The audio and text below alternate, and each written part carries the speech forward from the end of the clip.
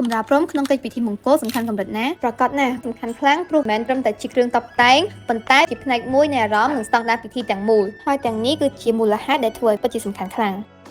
មួយបង្កើតភាពប្រណិតពិធីដែលមានកម្រាលស្អាតនិងផ្ដល់អារម្មណ៍ថារៀបចំយ៉ាងមានរបៀបរៀបរយក៏ដូចជាធ្វើឲ្យទីធ្លាពិធីទាំងមូលមានសោភ័ណភាពបែបធំទូលំទូលាយ2ជាចំណុចផ្ដោតសំខាន់សម្រាប់ការថតរូបនិងវីដេអូនៅក្នុងពិធីមង្គលរូបភាពនិងវីដេអូគឺសំខាន់ណាស់កម្រាលព្រំពិធីរបស់ Our Staff Carpet ធ្វើឲ្យ background មើលទៅស្អាតធ្វើឲ្យរូបភាពមើលទៅកាន់តែ premium ជាងមុន3បង្ហាញអត្តសញ្ញាណនិងរចនាបថតាមរយៈសិល្បកម្មលើកម្រាលព្រំពិធីទាំងមូលលើសពីពិធីមង្គលតែក៏ជាតួឯកក្នុងការជីកកកាយពំនាំនឹងប្រវត្តិសាស្ត្រនិងកេរដំណែលពីដូនតាមកធ្វើឲ្យភ្ញៀវកិត្តិយសបានទទួលបទពិសោធន៍ផ្ទាល់ផ្នែក4ផ្ដល់ផាសុកភាពនិងសុវត្ថិភាពធ្វើឲ្យដើមមិនរអិលទន់សម្រាប់អង្គុយឬសំពះនិងបង្កើតអារម្មណ៍កក់ក្ដៅចំណុចទី5គឺបង្កើនតម្លៃទាំងពិធី